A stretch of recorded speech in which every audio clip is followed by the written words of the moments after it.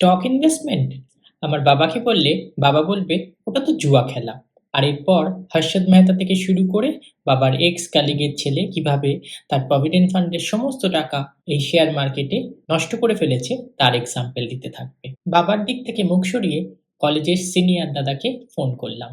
সে আবার একটার পর একটা এক্সাম্পল দিতে শুরু করলো কিভাবে 1 লাখ টাকা লাগিয়ে প্রচুর টাকা ইনকাম করছে প্রত্যেক দিন।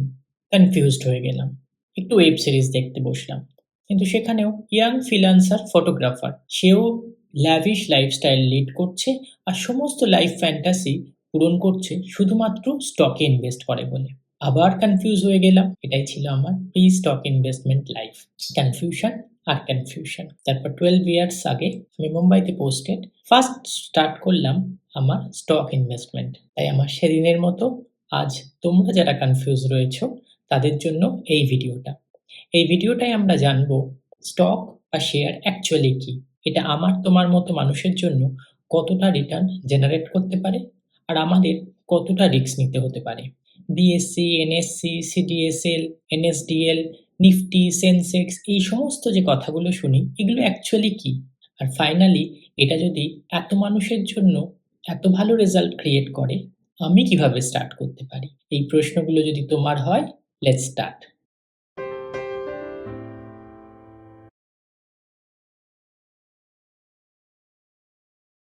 হাই, আমি অনিরুদ্ধ আর তোমরা দেখছো লুক্সাস cash and clarity Bangla finance channel. সবচেয়ে প্রথমে স্টক বা শেয়ার কি? ধরো তুমি আর তোমার বন্ধু একটা বিজনেস শুরু করলে, রেস্টুরেন্ট বিজনেস। তোমরা দুজন হলে পার্টনার। কিছুদিন পরে দেখলে তোমাদের আরো ইনভেস্টমেন্ট লাগবে।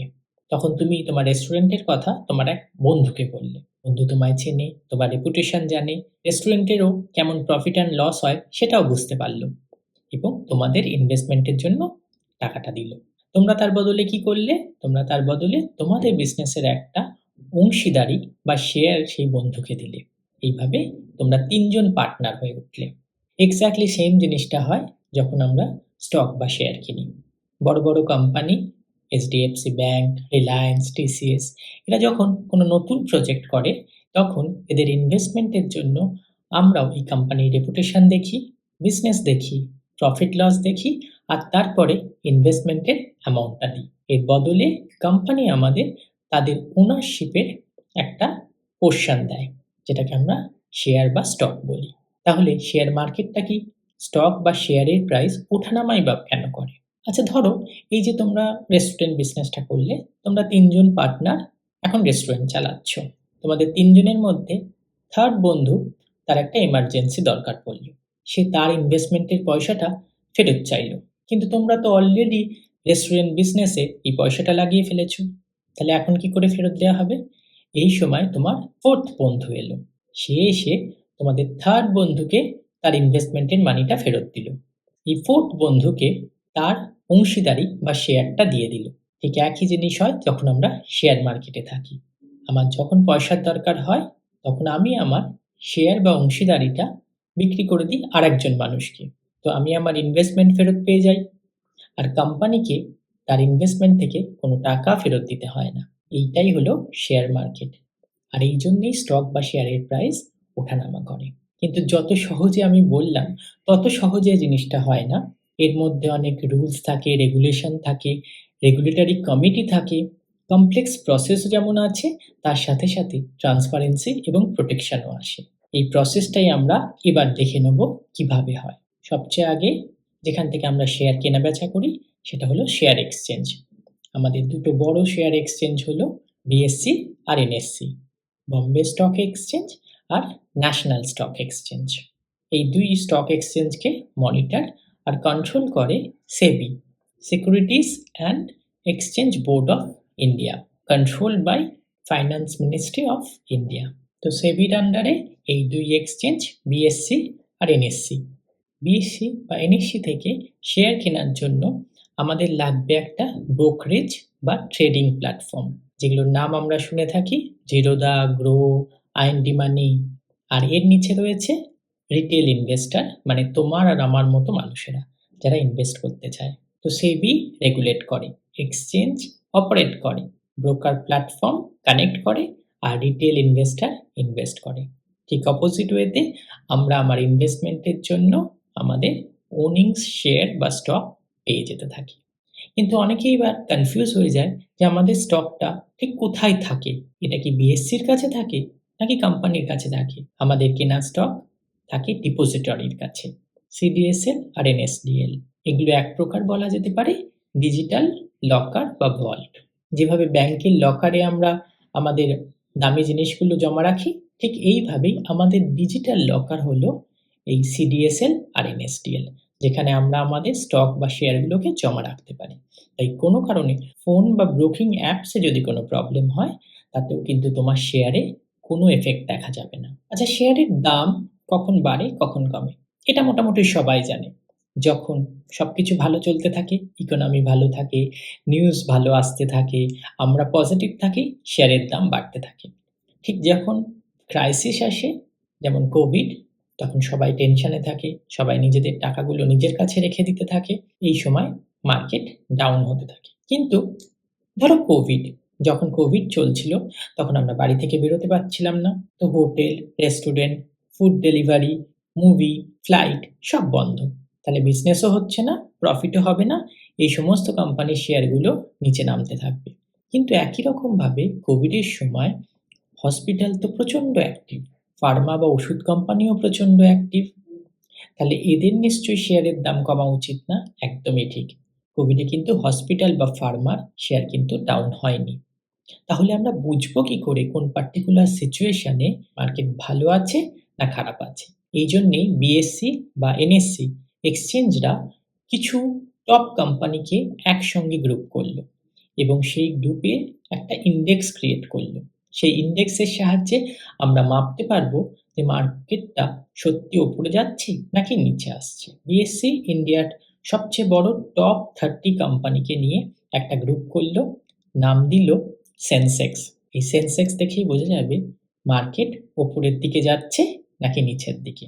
ঠিক তেমনই এনএসসিও টপ 50 কোম্পানিকে এক করলো এবং একটা ইন্ডেক্স তৈরি করলো যার নাম হলো নিফটি 50। তাহলে আমরা বিএসসি, এনএসসি, সিডিএসএল, এনএসডিএল, সেবি, নিফটি 50 আর সেন্সেক্স এই সব খুব সহজ ভাষায় বুঝলাম। এরপরে যদি কখনো তুমি দেখো যে সেন্সেক্সের প্রাইস 80,000 বা নিফটি 50 প্রাইস 25,000, তাহলে তুমি বুঝতে পেরে যাবে সত্যি মার্কেট আজকে ভালো আছে নাকি ডাউন আছে। তাহলে তো তুমি ইনভেস্ট করতে শুরু করবে। শেয়ার মার্কেটে ইনভেস্ট করা দুটো প্রসেস। ফার্স্ট, স্টক ইনভেস্টমেন্ট, যেখানে আমরা ইন্ডিভিজুয়াল স্টক কিনতে পারি। আর সেকেন্ড, মিউচুয়াল ফান্ড ইনভেস্টমেন্ট, যেখানে আমরা মিউচুয়াল ফান্ড কোম্পানি থেকে একটা গ্রুপ অফ স্টক কিনতে পারি। ধরো আমরা ইন্ডিভিজুয়াল স্টক কিনবো, টিসিএস। তো আমরা কি করলাম?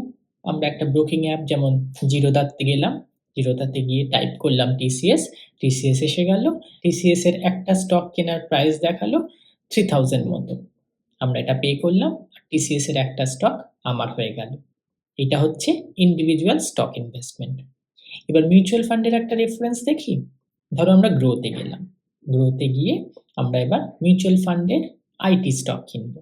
আমরা টাইপ করলাম এসবিআই আইটি মিউচুয়াল ফান্ড। তখন মিউচুয়াল ফান্ডটা এলো যেখানে অনেকগুলো আইটি স্টক কিন্তু একসঙ্গে রয়েছে আর হয়তো মিনিমাম ইনভেস্টমেন্ট দেখাচ্ছে 500।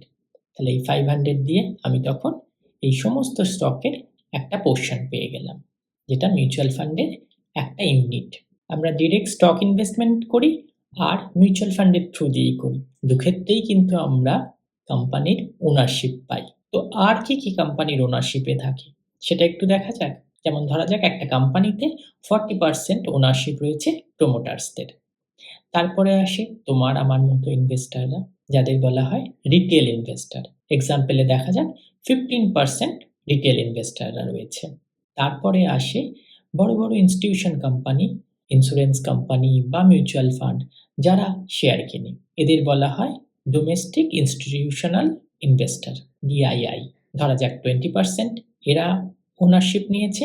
আর লাস্টলি কিছু বড় কোম্পানি যারা ফরেন থেকে এসেও আমাদের এই দেশের কোম্পানিতে ইনভেস্ট করে, তাদের বলা হয় ফরেন পোর্টফোলিও ইনভেস্টার। ধরা যাক এরা 25% নিয়েছে। তাহলে এবার আমরা দেখতে পারবো যে 40%, 15%, 20% আর 25% এই সব মিলিয়ে কোম্পানির টোটাল ওনারশিপ নেওয়া হয়েছে। এটাকেই বলা হয় শেয়ার হোল্ডিং প্যাটার্ন। এই অবধি যদি তুমি সব বুঝতে পেরে থাকো, এবার সবচেয়ে ইন্টারেস্টিং পার্ট, কতটা রিটার্ন এক্সপেক্ট করব। কোম্পানিকে আমরা দুটো প্যারামিটারে ব্রডলি ভাগ করতে পারি। ফার্স্ট, মার্কেট ক্যাপিটাল, মানে কোম্পানিটা কত বড়। ইন্ডিয়াতে মার্কেট ক্যাপিটালের উপর ভিত্তি করে কোম্পানিকে ভাগ করা হয় তিনটে ভাগে: লার্জ ক্যাপ, মিড ক্যাপ আর স্মল ক্যাপ। এক্সচেঞ্জে এখন প্রায় 5000 এর কাছাকাছি কোম্পানি আছে লিস্টেড। এই 5000 কোম্পানির মধ্যে যে 100 কোম্পানি একদম টপে রয়েছে তাদের বলা হয় large cap company. Large cap company 10 to 12% return generate করে। এই কোম্পানি এতটাই বড় আর এতটা রেপুটেড, তাই জন্য এদের শেয়ার প্রাইসে ফ্লাকচুয়েশন খুব কম দেখা যায়। তাই এখানে রিস্ক সবচেয়ে কম থাকে। টপ 100 এর পরে যে নেক্সট 150 কোম্পানি আছে তাদের বলা হয় মিড ক্যাপ কোম্পানি। এই কোম্পানিগুলো লার্জ ক্যাপের থেকে একটু বেশি রিস্ক নেয়, তাই জন্য রিটার্নও জেনারেট করে একটু বেশি, 15 to 16%। 251 র্যাঙ্কিং থেকে শুরু করে রেস্ট যত কোম্পানি আছে সবাই আসে স্মল ক্যাপ ক্যাটাগরির মধ্যে। এই ক্যাটাগরি সবচেয়ে বেশি রিটার্ন দেয়, 18% প্লাস। কিন্তু এই ক্যাটাগরিতে শেয়ার প্রাইসও সবচেয়ে বেশি ভোলাটাইল হয় আর রিস্কও সবচেয়ে বেশি থাকে। তাই এক্সপেক্টেড রিটার্নের জন্য সবসময় মার্কেট ক্যাপিটাল দেখে নেওয়া খুব দরকার। সেকেন্ড যে প্যারামিটারটা আমাদের রিটার্নকে এফেক্ট করে সেটা হলো সেক্টর। কিছু কিছু সেক্টর অনেক বেশি প্রফিট জেনারেট করে, যেমন ফাইন্যান্স বা আইটি সেক্টর। কিছু কিছু সেক্টর মডারেট প্রফিট জেনারেট করে কিন্তু সব সময় করতে থাকে, যেমন এফএমসিজি বা কনজিউমার বিজনেস। কিছু কিছু সেক্টর সিচুয়েশনের ওপর তাদের প্রফিট ডিপেন্ড করে, ঠিক যেমন হেলথ সেক্টর।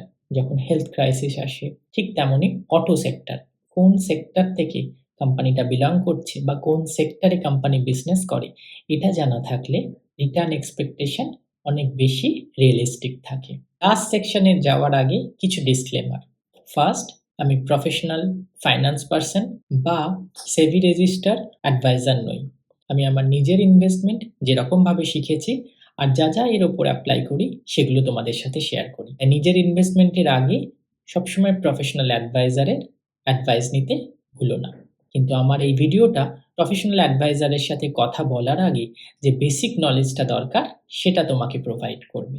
সেকেন্ডলি, এখানে যে শেয়ারগুলোর নাম আমি নিলাম বা যে ব্রোকারেজ প্ল্যাটফর্মের কথা আমি বললাম, এগুলো সবই এক্সাম্পল, কোনোটা রেকমেন্ডেশন নয়।